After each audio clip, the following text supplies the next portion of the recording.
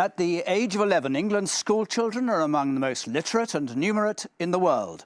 By 16, many of them quit education disillusioned and underprepared for adult life. The government claims it's tackling the issue, but how can teachers win the hearts and minds of secondary pupils who seem to have lost the love of learning?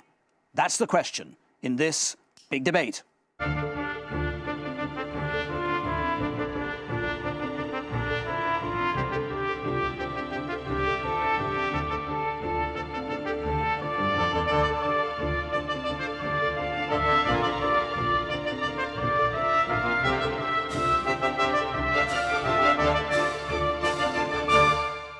Hello and welcome to the big debate. Dull, boring, irrelevant. These are the kind of words often used by English 16-year-olds when asked what they think of school. It's a pretty damning indictment of 11 years of compulsory education. And the evidence seems to suggest that their disenchantment begins with the transition to secondary school. At the age of 11, the majority of England's school children are bright, high achievers. Yet, by 16, the picture changes dramatically. In 2006, no less than 55% of students failed to secure A to C grades in 5 GCSEs, if that is you include maths and English. Around 10% of pupils quit school altogether. England's staying on rates are among the lowest in Europe.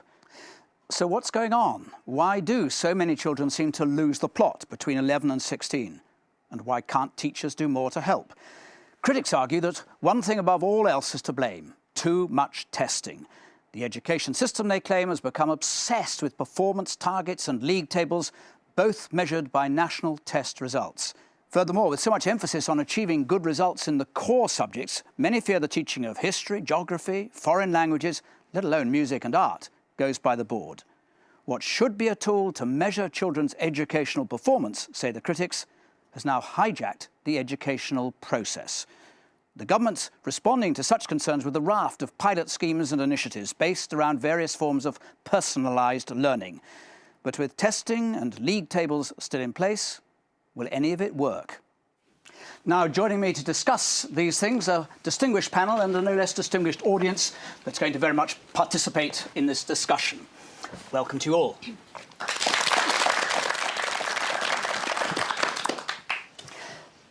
Simple question to you first, John Bangs. Testing, good, bad, or somewhere in between, as it is now? Well, there's nothing wrong with the abstract notion of testing. In fact, testing is an integral part of life. In a sense, it's about assessment, finding out where the child needs to go. That's very much a personal thing between teacher and pupil, and it really is an essential part of learning. The problem we've got with testing in England, particularly, and not in Wales, not in Scotland, not in Northern Ireland, is what's called high-stakes tests. You fail those tests, in inverted commas, there are going to be consequences for the student, for the teacher, and for the school itself. So in a sense, what the government has done is use the testing system to make it its accountability system. And in a sense, for government, it is the only way, or one of the few ways, it can measure the quality of the school. Now, what teachers say is that's completely irrelevant. Testing shouldn't be about that. We'll pursue that, of course. Dylan William, what's your perspective on this? I think the real problem is that what we test is too narrow. And that's created an incentive for teachers and for students to work on very narrowed aspects of the curriculum. We only work really hard in primary schools on maths, English and science, because those are tested, and we only work on particular aspects of those subjects, the ones that are easily tested in the tests. So we've seen a narrowing of the curriculum, we've seen a narrowing of attention onto specific students. So students who are close to some arbitrary benchmark get extra attention, and it's all about getting the highest scores. It's not about promoting the maximum student learning. Peter Walker, sounds a sort of simple question. Who are the tests designed for? Students, schools, parents, government? Who? I think the challenge for us all tonight is to work out how we would have a national system of accountability. I think we're trying something very ambitious in this country with the national testing system. Sure, there's things wrong with it, but actually, as a recent head teacher, when I was confronted on open evenings with parents who had a list of the local schools and were very keen to know how their pupils would do in my school, and it was a particularly challenging school, you know, parents are looking for some sort of measure of accountability.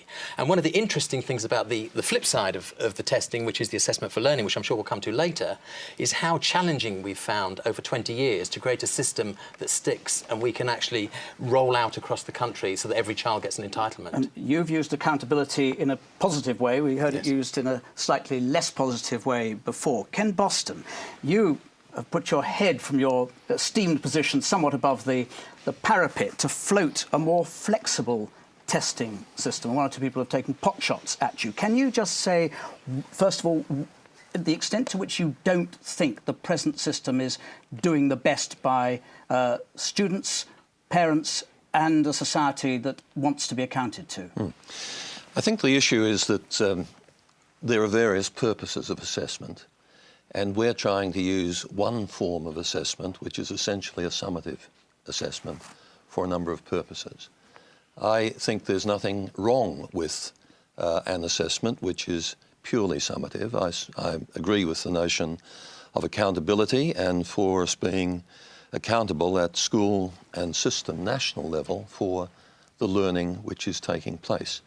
But I think the real difficulty is that we then take what is an entirely summative test, use it for a range of other purposes, summing up the state of the nation's learning or the state of the school's attainment, and use it for a range of other purposes. Assessment essentially must be fit for purpose. I don't think there is too much testing.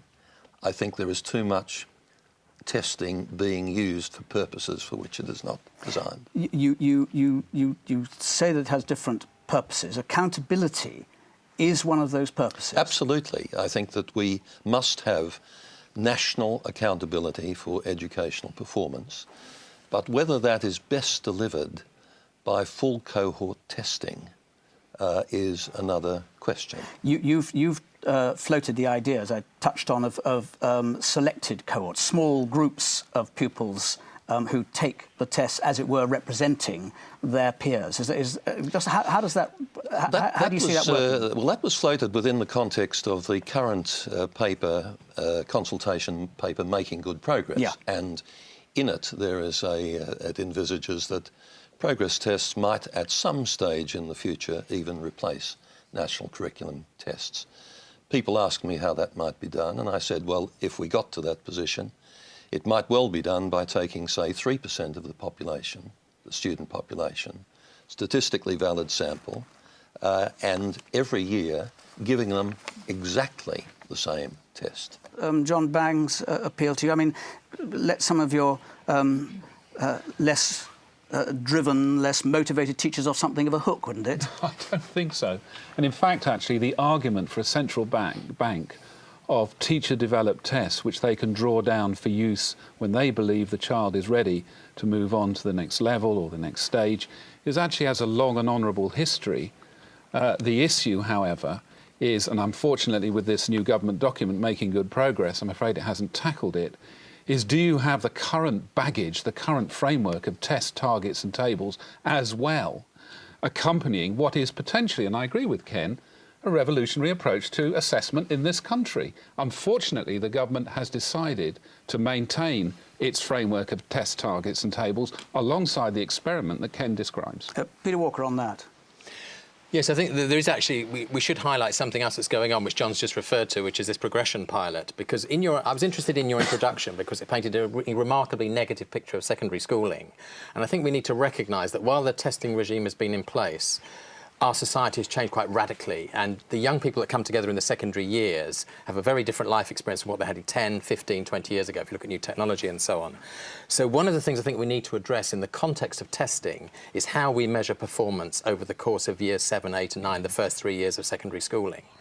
And I think John's right, there's still more to explore around the progression pilot, but the concept that the government is now exploring, that we don't necessarily have a one-time assessment of every 14-year-old. But you're not giving him any comfort that you would want the government or would hope that the government would reduce the number of tests, are you? Or the range of tests as they are. In an odd way, you'd be sort of adding to them, however, in whatever sophisticated a fashion. Is that right?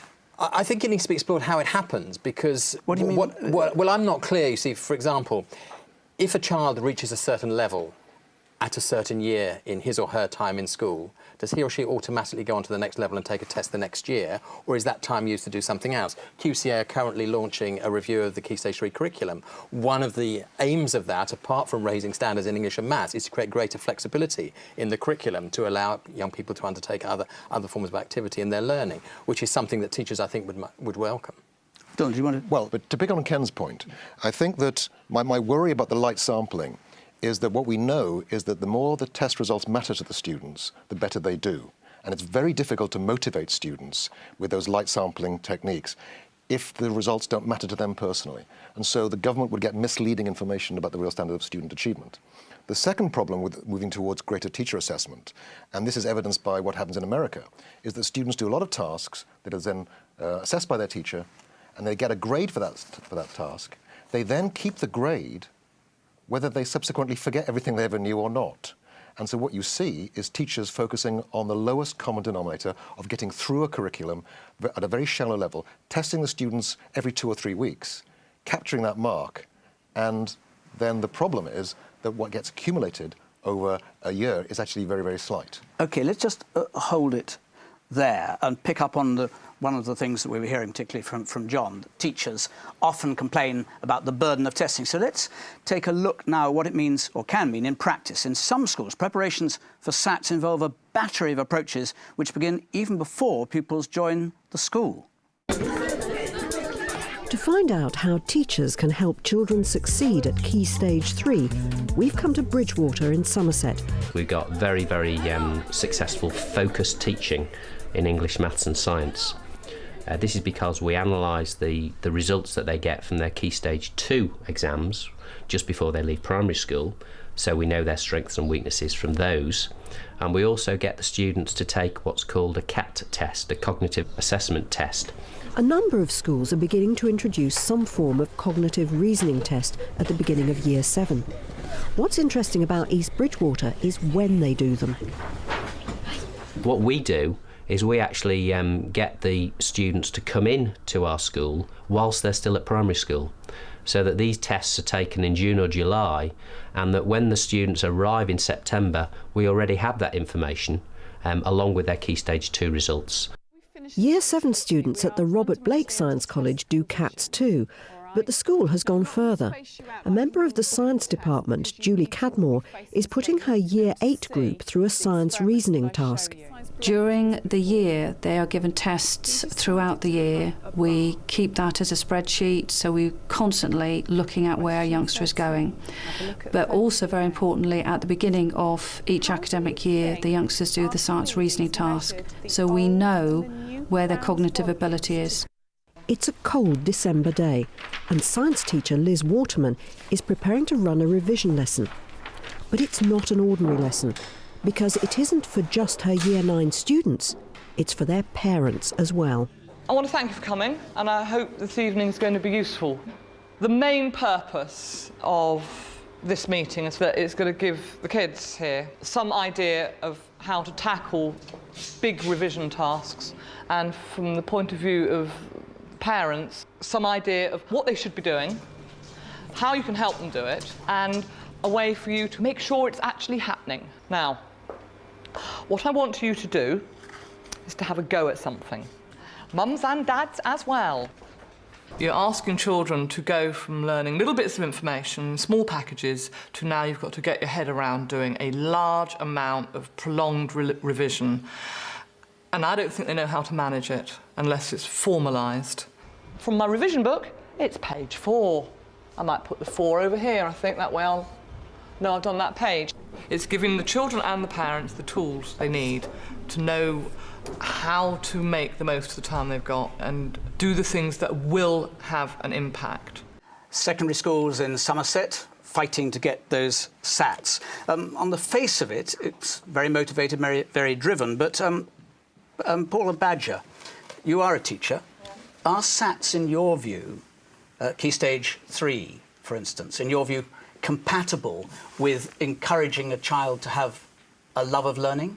Yes, I think they are. I'm ahead of Year 9 as well at our school, and I found that it's been, initially when the SATs came in, I wasn't in great favour of them, but I'm a convert. I think that it helps inform conversations with students and with parents, and certainly our students have been doing mock SATs recently, and they're looking at all sorts of assessment, looking at how they can improve, so looking at the formative assessment as well.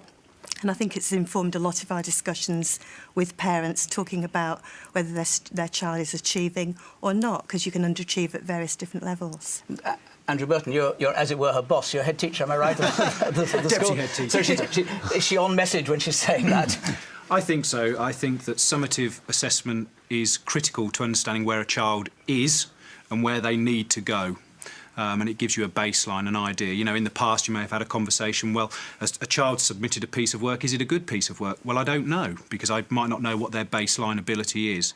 Gordon Stobart. My concern is when you get into this kind of test-taking technique practice, whether it's past its sell-by date in terms of are we actually helping the learning process, or are we just drilling kids to do well on tests? And the concern is it about learning or is it about results? And the two aren't necessarily the same. Peter Walker, would you subscribe to what you saw there as being something that's perfectly appropriate? Yes, I think it is appropriate, and I think what we saw there was some motivated students. I think one of the interesting issues for us in the country at the moment is the issue of equity. Whatever system we have, certain groups of young people do quite well by it and certain groups of young people don't. And when you see young people, as I've seen repeatedly, who find literacy very challenging, actually being able to adopt techniques in an examination room that they couldn't previously adopt, you know you're giving them skills for life, you know you're giving them strategies to cope with some of the challenging tests that they will have to pass as they move through schooling and through learning and through life. And I think that's a key equity issue for us. And I think we saw some good examples, actually. Certainly the involvement of parents in that working very well in that school. Anyone want to come in on that? Yes, just there. Nick Grant. Thanks. The prime purpose of testing is to provide the league tables and to achieve a competition which the government calls diversity and choice, but I think that's a wholly negative way forward. The kind of problem I find as an expressive arts teacher is that by secondary school, the SATs have had such a numbing effect on students in terms of their potential for creativity, and their whole attitude to teaching is what I call instrumental. They will only listen to or take any teaching as long as they know it's going to help them get through whatever the next hurdle is. And as an expressive arts teacher, I'm looking for initiative, spark, a bit of cheek even, a contribution by the student to their own learning, which has been drilled out of them during primary school, largely because of SATs. Yes. I must strongly disagree with that. Indeed, there's a head teacher in the audience whose school I've recently visited who's got some quite remarkable creative artwork in his school. And we could go now to many schools across the land where there were great examples of creative learning taking place. The head has put up his hand. Yeah. Graham's Hollingshead, yeah? Yeah. We had a recent Ofsted inspection in November, and the curriculum that we put on at Key Stage 4 was described as outstanding because of the creative and vocational nature and context that we have. The issue we were given with Ofsted was to make the Key Stage 3 curriculum more creative than it actually was, because we have stuck with the traditional broad, balanced curriculum, focusing on most of the national curriculum core and foundation subjects. And you can deliver the core effectively grades once you get to GCSE. I think so. I would disagree with what he says. To me, the essence of good quality education is good teaching in the classroom. It's good teachers and effective learning that makes learning fun for the pupils. John Banks. Well, I mean, I'd agree with that, but I don't think you were disagreeing with the previous contributor, because I think that's what he was saying as well. He was saying quite clearly that he can deliver SATs and he can deliver creative, imaginative teaching. Yeah, and I tell you what, actually, it is a constant source of amazement to me the way in which schools can get hold of any government initiative and make them unrecognisable. The point I'm making is they shouldn't have to. Actually, what they should have to do is to pick up with an assessment system which actually yields knowledge about children's learning, and also have a fair national system of accountability and evaluation, which is based very much on the idea of system sampling. And we used to have that about 10 years ago. It's called the Assessment Performance Unit. Actually, more than that, about 20 years ago. Yes, thanks, Dylan. And actually, there is an argument to say to government, think about what you want from the system. You have a right to know how it's performing, use sampling, find out how the system's performing that way, and then have a look at how you develop assessment in terms of encouraging learning. If you take for a moment still the present system that you as heads are required to deliver, or those of you who are heads. You were a head, Richard Fawcett. Isn't there a temptation? We've heard rather competing views about whether you can deliver more than simply the narrow curriculum. Is there not a temptation on heads to, in inverted commas I put the word, bully their teachers into delivering the narrow curriculum so that at the end they can point to their test results and say, we are doing very well, thank you. And if things go by the board as a consequence of that, so be it. I think the problem is that the tests have actually assumed an importance which they probably ought not to have. What has happened is we have so much testing. I would ask you, is it really that important? Now, how many people go to employment and get asked about their Key Stage 3 results, for example?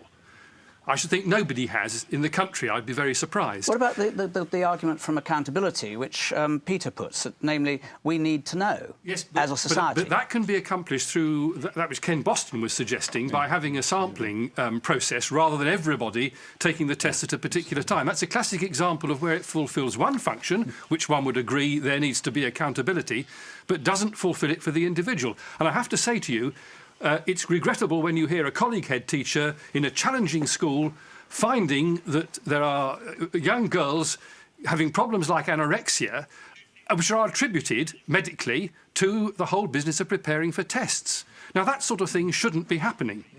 Let me bring in Linda Blair here, because you're a psychologist. Is there evidence, not so much that pupils are put under some degree of stress or pressure, but that there is a significant number who are put under an unacceptable or damaging degree of pressure through the SAT system? I think so. I mean, I've certainly seen it both in my clinic and when I go around and talk to them about study techniques. It's really increased over the last 25 years. How does it manifest itself? Well, anorexia is one example. Is there a degree to which this pressure adversely affects people more if they are not so bright, not so intellectually gifted? No. Or does it go across the board? It goes across the board, and I think probably the more gifted you are, the more you feel the pressure. I think it goes across the board, really. Yes, just behind you with the T-shirt on. I agree with that comment there. The more gifted you are, I don't think that you feel more pressure. Don't you? No, because I know it's going to sound really stupid, but I'm not at all intelligent in the way academically that people would like, and I was under so much pressure to perform at school, and people who are really intelligent, say for a lass that I know called Freya, she was so intelligent compared to me, and she basically didn't have to do any of the work that I had to do. I had to do like 3 or 4 of the amount of work she had to do just to pass my results, which I never did. I never passed my results because I was under so much pressure. And she wasn't, and she got an A. Well, I think that shows it goes across the But board. what makes you unintelligent? That's the bit I don't understand. You're able to come on this programme and express yourself, but you're also saying you're unintelligent. Who told you that? I'm not saying that I'm unintelligent. I'm saying I'm not as intelligent as people would like in the academic world, as you say. Absolutely, yes. Because that's the point. You know that's what I mean? the point. Okay, yes. One last point. There's a tragic assumption underlying all this, which is that teaching to the test is the best way to raise your test scores. And that's not true. What we've seen is when teachers teach for deep understanding, then students actually get the test scores and they actually enjoy their learning far more. But they're bound to teach for the test if there's pressures on them to deliver. What we have found is that when teachers teach for deep understanding, they actually raise their test scores by more than teaching to the test. But so therefore, in a sense, unless I misunderstand you, that you can have SATs for the purposes of accountability, if you're leaving aside the question of stress, which is one question, of course, which was raised. You can have that, and at the same time, you can teach well. I think that's right. I think the tragedy is that people have interpreted what they need to do as dumbing down the curriculum and focusing on teaching to the test, when in fact it's not necessary. We're going to just pause there for a second. Of course, results in SATs exams feed into the league tables. If we were to abandon national testing at Key Stage 3, does that mean that league tables would have to go as well? Hypothetical question at the moment, and more on that in a moment.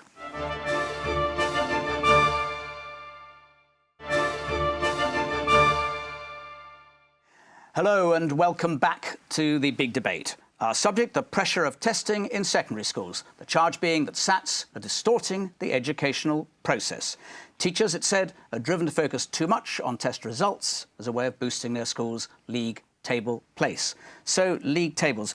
John Bangs, your position representing teachers is well known. You'd like to do away with them altogether. This is a nice little stick with which to beat them, isn't it? Yes, it's an extraordinary process every year. You get the league tables coming out. The government denies it has any hand in them because it says the Press Association constructs them and it's all to do with the press. And then we've got the classic press hunt for the outliers, the worst school in England or the best school in England.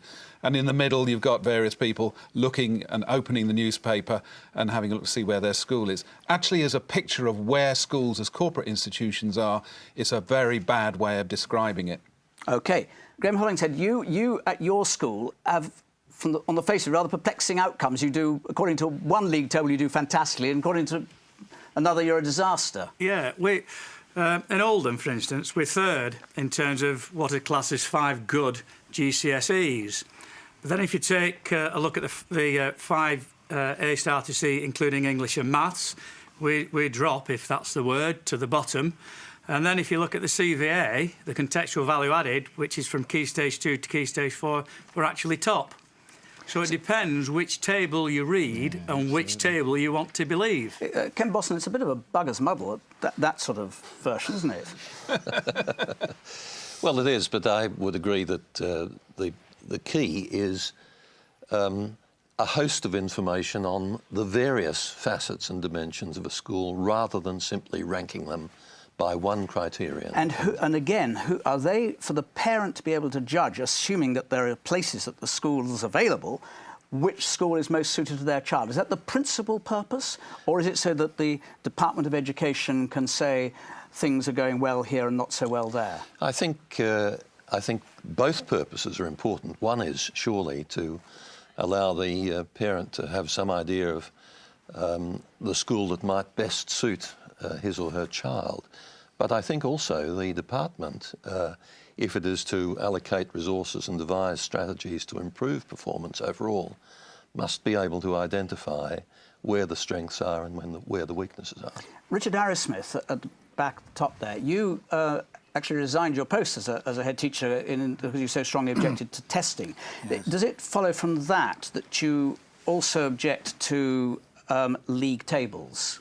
Yes, very strongly, along with almost every other school that I know, actually. I think for years government has been getting the message very, very clearly that league tables are not acceptable means of judging schools. They are actually worse. They're misinformation because the number of parents who can come and make an intelligent comment about what they say about your school is very, very few. The important thing is this. If you want to know how good a school is at attracting smart kids to come through its doors, then you should look at the raw results. If you want to know how good the school is at teaching students something, you should look at the contextual value added. That explains the differences in scores that we often see. Schools that get high raw result scores and low contextual value added are not good schools. They just happen to be in the right place to attract the smart kids at the right time. Ashtil Eni, at the back there, you're a parent governor? I'm a foundation governor, but I am a parent of the school. Are league tables important to you and your fellow parents?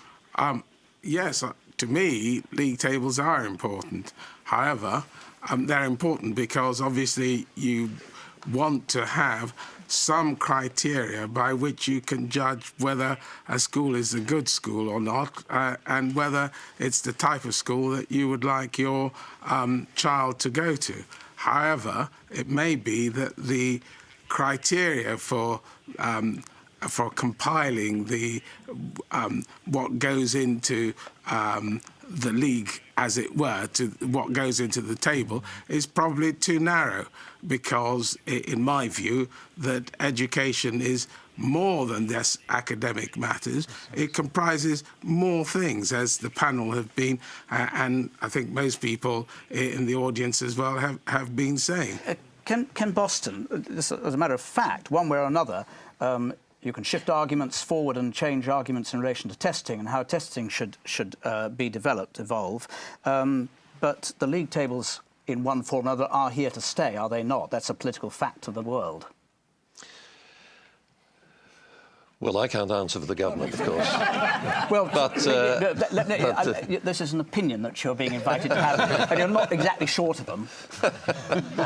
Well, I think they probably are here to stay, but what I would like to see is that we make them better, in that we provide far more information about information which is useful to parents. And John Bangs, you are against them, at least as they are. Why shouldn't parents, why shouldn't society at large, that puts into education billions of pounds, say, yes, you teachers and those who run schools are quite properly accountable, and the league tables are the best means of allowing us, the public, the taxpayers, to know that you are or aren't delivering? Well, they are the worst means of doing that. I don't think anyone's arguing against public accountability.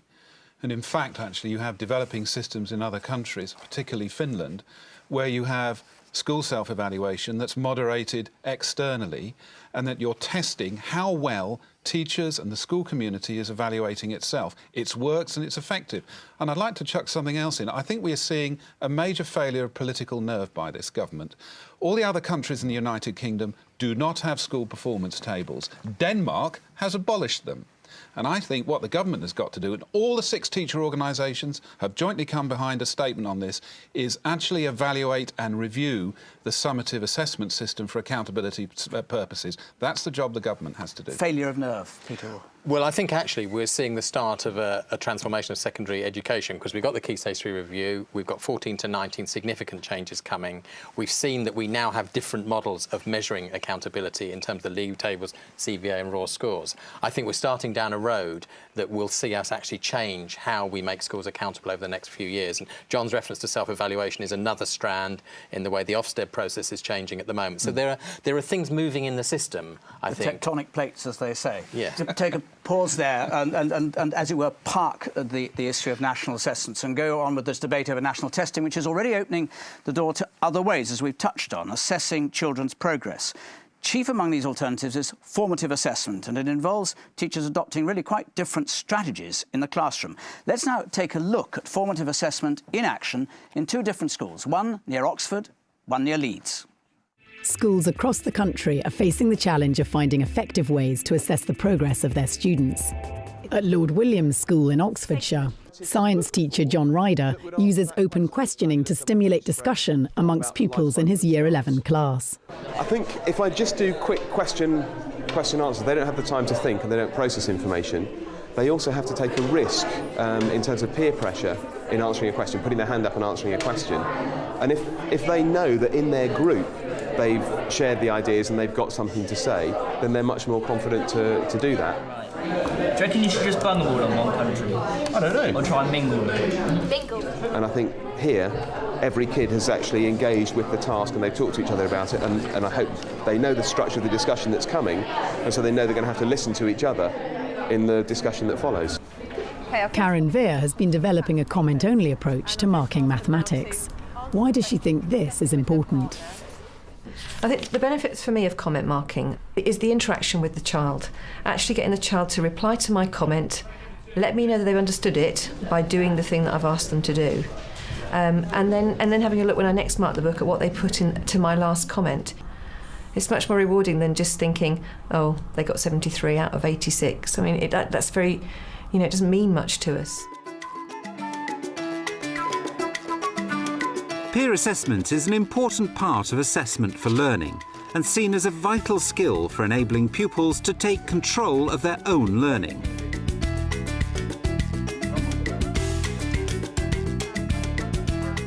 One school that's developed strategies to promote and support peer assessment is Specialist Language College, Prince Henry's Grammar School. And what we wanted to do today was to get them to look at a model text, if you like, a good piece of work which had been produced by 2 students in the group, and to analyse what made it a good text, for them to be able to identify the characteristics of a good piece of writing, so that they in their own writing could then use some of those features to improve the quality. Lo importante es estudiar las características interesantes de este texto. They could see very clearly that this piece of work was very rich in narration and descriptions and so on, because they had very vividly in front of them, colour-coded, lots of opinions, lots of adjectives, lots of verbs and so on. So it was a very visual way, I suppose, of getting them to see the quality piece of work that they are capable of, because after all it wasn't my work, it was the work of one of their peers, and therefore something which they can aspire to. Narrates events, gives full descriptions, and they've said like the reasons why they thought that she was pretty and things like that. So I'd give it generally 6 for complexity and 8 for communication as well. I can see that the quality of their work is improving, and the sort of coursework that they're producing now is better on that basis than it was earlier in the year, because they're using these techniques and they're much more aware now of what constitutes a good piece of work, a quality piece of work. In that example, at least, we see formative assessment being a matter of teachers, to an extent, taking a back seat while the pupils evaluate each other's work. That's obviously only part of it, Dylan William, but it's a very, very different approach, isn't it? It is, but the point is that traditional assessments, we've only looked backwards. We've looked backwards at what the students have done. With formative assessment, the key idea is that you look forward. So out of a piece of work, the question is not how good is it now, the question is what needs to happen for it to be even better and for the student to learn from that process. Does 73 out of 86, or whatever the figure is, as that teacher in the piece said, mean nothing to us? I would have thought it means quite a lot to most people. 73 as opposed to 43, pass as opposed to fail. Well, 73 depends how hard the test was. 73 out of 86 on one test could be a lot worse score than 46 out of 200 on a different test. The problem is that these scores are actually meaningless. Grades are actually meaningless for the students. And more importantly, just telling a student where they are in their learning doesn't actually tell them what they need to do to improve. And the essence of feedback, the original engineering idea of feedback, is that feedback contains within it a recipe for where you need to go next. Jake Baldini, what did you make of it? I agree with you in what you said. The teacher takes a back seat, because with that maths teacher, if a teacher wrote a comment in my book, it'd be like, all right, so you have no time to talk to me about it. You just want to sit me down and you want me to write a comment back to you. Why can't I come up to you and say, I thought your comment was unjustified because I spent 3 hours doing this homework for you. So why are you just giving me a comment and a mark? I want some more interaction with you. And the peer learning, I don't agree with that either. I don't want to be taught by my mates, because when you go outside, if you get something wrong, your mates are going to be there for the rest of the day to take the mick. The teacher isn't, because that's what the teacher isn't there for. At best, Dylan, the critique very eloquently put there is that it's a sort of whimsy. Well, I mean, I think that the comments that we saw Karen Veer putting on the children's work were not those kinds of comments. I mean, they were constructive comments, not about how well it was. And there wasn't a mark. Take the time to talk to the children anymore. But no, she does. I mean, she talks to the students all the time. But the point is that by having time to sit down and think carefully about what she needs to focus the student's work on, then the student can respond. And that dialogue can be in addition to dialogue in the classroom. The important point is she doesn't put a mark on, because the mark deflects attention away from the comment. And what we discovered through quite extensive research is if you put a comment and a mark side by side, the students look at the mark and not the comment. The first thing they look at is the mark. The second thing they look at is their neighbour's mark. Peter Walker. Yes, I wanted to take issue with what you said earlier, Jonathan, because far from being a soft option, that's actually quite a challenging approach for the teacher, and it needs very careful planning. I said it's soft option for the weak teacher because they opt out of it and well, I not don't for think, the best. I don't think it for is. no one. I don't think it is. And I think going back to your introduction with this challenge about the state of secondary education, I mean, one of the key areas of work for the strategies is assessment for learning at the moment. And I think there's there's a gem in this that we need to grasp, because we really need to give young people during 11 to 19 phase control of their learning. But we need to do it, as Ken says, in structured ways where the teacher is framing the work. Anyone? Yes. Anyone who hasn't been in yet on this who wants to come in? Yes, down here at the front. Ruth Sutton? Yes, that's right. What we're looking at in assessment for learning is that by engaging the kids, by making them think more, by making them more independent, by whatever strategies that we've seen, and there are plenty of others, you're actually going to raise the capacity of those kids, not only to be longer learners, but to do better on the next test as well. Does it? You're a teacher. I used to be. Used to. Does it depend, perhaps I'd ask you then, does it depend upon, because it is so very different, it feels much more like a tutorial to observe, on there being small groups which would dramatically shift the national teacher training, the teacher-pupil ratio? No, we've seen it working very effectively in classes of 40. But the trap that we've got into particularly in our testing and accountability culture, is that teachers create learning. And teachers do not create learning. Only learners create learning. And it's the engagement that Ruth talked about that you get in these kinds of classrooms where the teacher is orchestrating the discussion, and it's actually very expert performance. It doesn't look like it because we just see the students having a good discussion. OK, going to move on again, because whether assessment is continuous or done through testing or a combination, it has one, of course, ultimate goal: to prepare secondary-age children at the moment for the greatest challenge of their school career, GCSEs. But if SATs are not a good way of assessing children's performance, how can GCSEs be any better? More on that in a moment.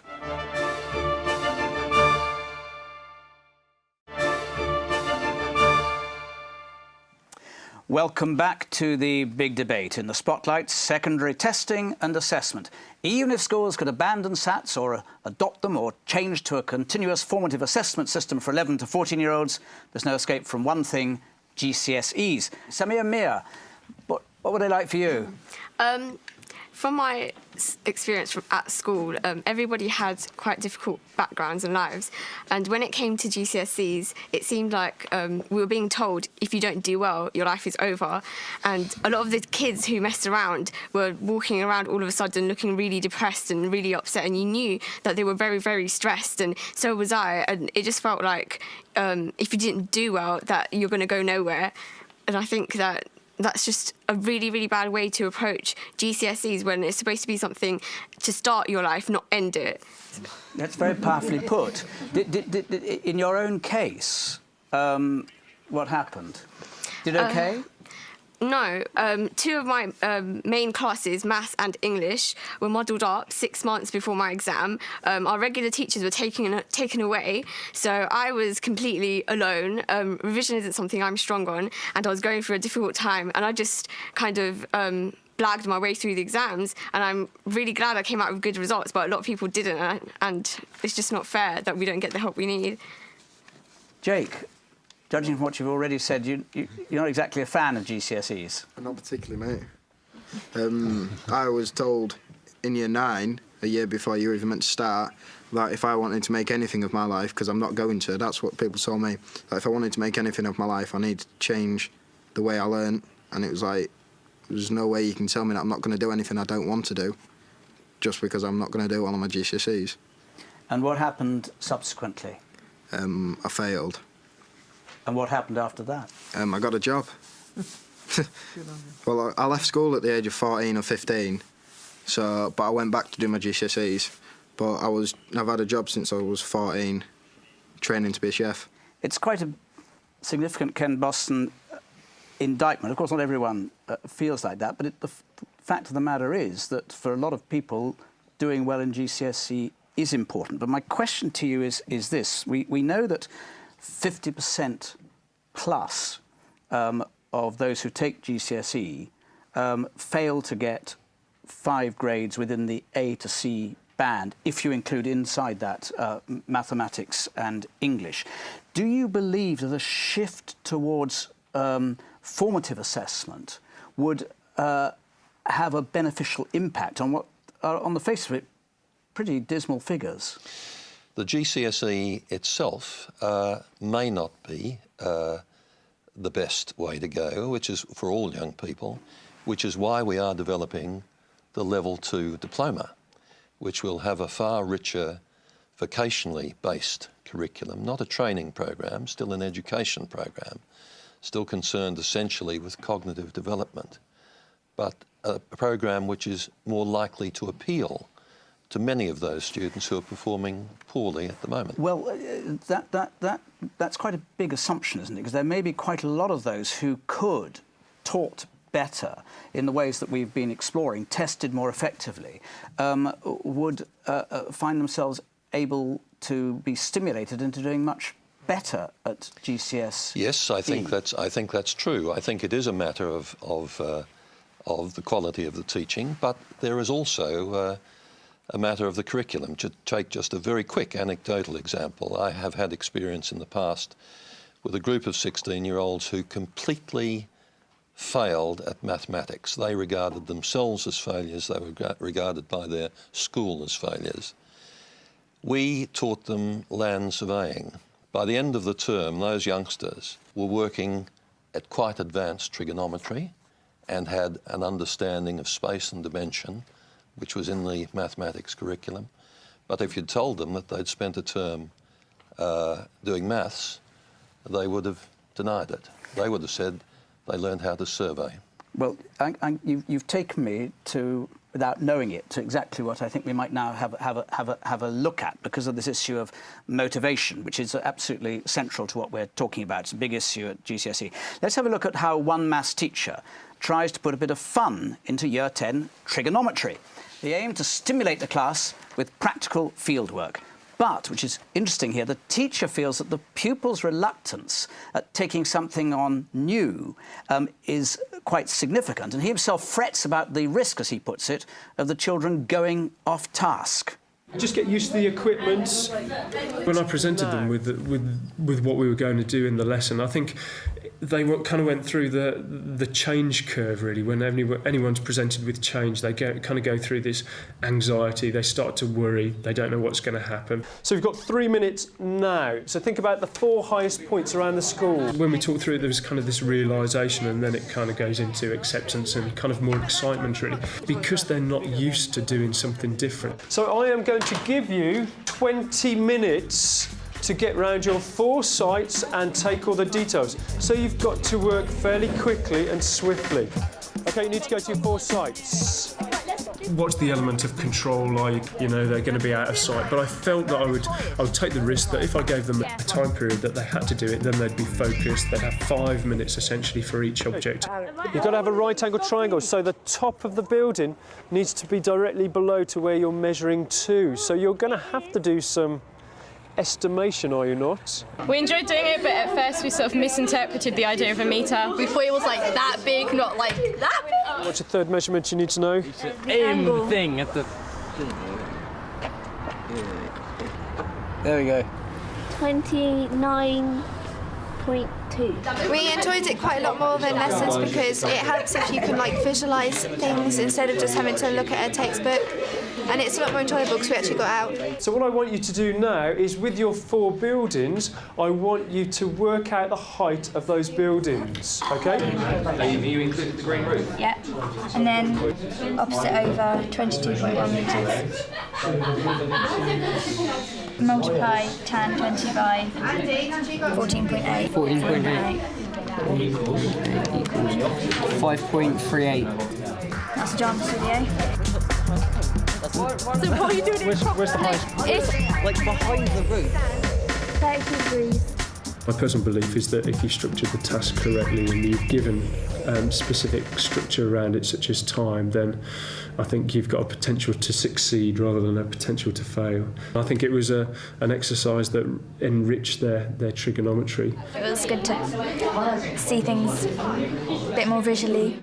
I think even I might have understood trigonometry if it had been taught like that when I was at school, an awful long time ago. But Dylan, what it suggests is, when you look at that, you see real engagement, is how, and I guess this is your perspective, how hidebound at the moment too much teaching is, because pupils, as they touched on, are frightened to go there, and teachers, for slightly different reasons, are also frightened to go there, but it both involves assessment. Yes, and the scary thing is you have to make a leap of faith, as that teacher did, of taking a risk that actually the students' time would be well spent and the students would be cooperative. And that's a very scary thing to do. And it looks like you're spending time away from the curriculum when you could be ramming these facts down kids' throats. And yet, this is the old teacher-learner trap again. Teachers think that they have to be doing stuff for students to learn. And the best teachers don't necessarily try to do the learning for the learner. They try to put the learner in a situation where the learner does the learning for themselves, because that's the really deepest learning, and that's retained for much longer. So it's having the faith that this is the right way to go about it.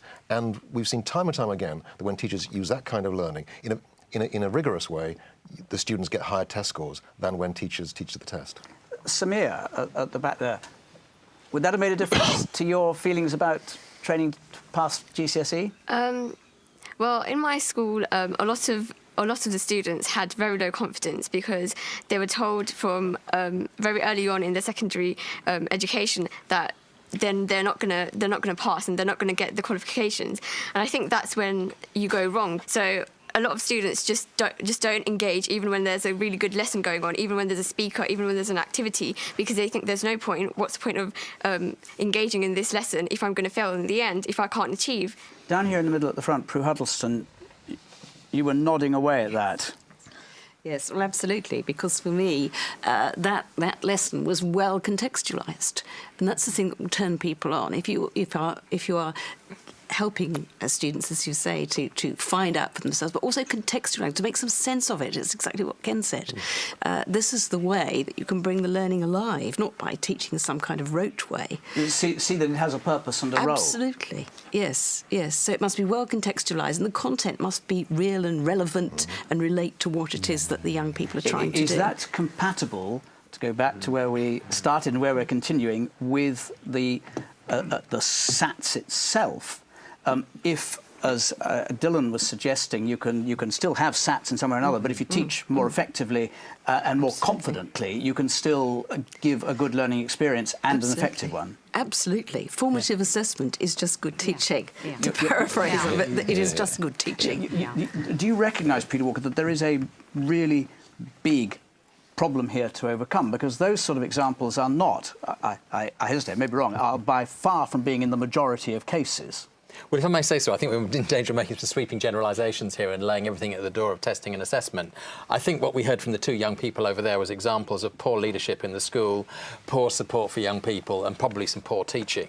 And we could go to lots of other examples where young people are supported in very different ways through their GCSE years, with teachers doing exactly what we saw on the video. And I think there are a lot of people who are actually, a lot of young people who are engaged with their learning, despite the system that we have, in ways such as that. Yes, down here, first of all, Gordon Stobart, and then Jake wants in again. I think the issue that's coming out of this is everybody's agreeing about good teaching and what it's like. The issue is about how much our current testing system inhibits teachers and robs them of the confidence, because they've got to get through the syllabus, and how we can pull back from this. In the second row, Bill Hibbard. Hiya. Parents don't want their children to go into school to become a management information resource. They want their children to go into school to learn. We've talked about accountability in this programme, and the accountability of all the teaching staff and all the teaching process seems to be at the expense of the learning of the child. The child is just a tool in this whole process. Parents don't want that. Commodity. OK. One final thought, just from our panellists here. The elephant in this room is the fact that shortly pupils are going to not be able to leave school at 16, but in one form or another are going to have to stay on in education until the age of 18. Just round the quartet here, given the challenges, the difficulties that we've been discussing, what single thing is going to be important in encouraging young people to think, yeah, I don't want to, as Jake did, want to leave school at 14, 15. I want to stay on at school until I'm 18, or in some similar form of educational involvement. Dylan, what's the single most important thing? Well, we have to take forward curriculum, pedagogy and assessment together. We have to have more relevant curriculum. We have to have pedagogy, the way that teachers teach, that engages all students. And we have to have assessment that actually meets students' learning needs rather than puts a label on their forehead. John Bangs? I think there's a huge cohort of youngsters, those not in education, training, employment, that need to be asked about what they would want to see that would keep them within education. And that can be the baseline for a radical revision of the curriculum. Peter Walker? I think engagement with their learning and the experience of some success in their learning. And I think we are at the start of changes to the secondary curriculum. If we manage it well, could give us that. And Ken Boston, last word. I'd agree with all of that, but workplace-based learning, I think, is the key to it. Part-time learning in the workplace. Jake over there approved of that. The last word was Jake's clap to that. We've got to leave it there. To you all, to our panel and audience here, guests in this big debate, big thank you. Of course, as we've been exploring, the problem of how to teach our secondary school children remains pretty big. With the government pledged, as I've just mentioned, the school leaving age to 18 within 5 years, it's a problem that could become a crisis.